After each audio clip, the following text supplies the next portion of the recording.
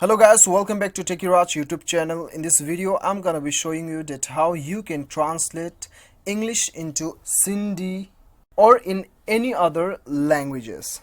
So before getting further, I would like to request you, if you haven't subscribed my YouTube channel, make sure you subscribe my YouTube channel and that click on that bell icon so that you'll receive all my latest update. So let's get started.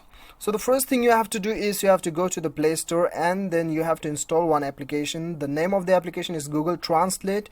You just type Google Translate and it will appear on the first rank. You just install it and then open the application.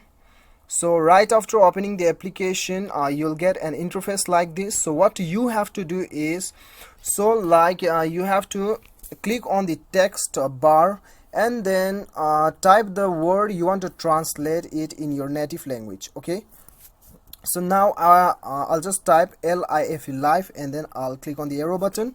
So I'm translating in Afrikaans, right? Afrikaans language. So it is LEWE, Liwi.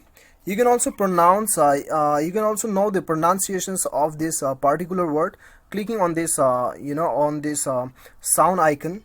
So if you want to translate it on your own native language, then you have to click on the top right corner. As you can see, Afrikaans, right? So you just select your language. Okay, if you want to select your own language, Nepali, then the Nepali, select the Nepali. And then if you want to select Hindi, then you just type Hindi, then it will appear on it. Okay, so whatever your native language is, you just click on this right corner and then select your language. Okay, so there are alternative functions available, facilities available. As you can see, camera, handwriting, conversation, voice. If your keyboard is not working, then you can search by the voice, and then if you want to translate conversation, then you can just speak the conversation and it will translate in your own native language. Okay, and when you click on the left menu bar, then you can save the words also. You just click on this star button, star icon, and then go to the fresh book, then the word is saved here, as you can see.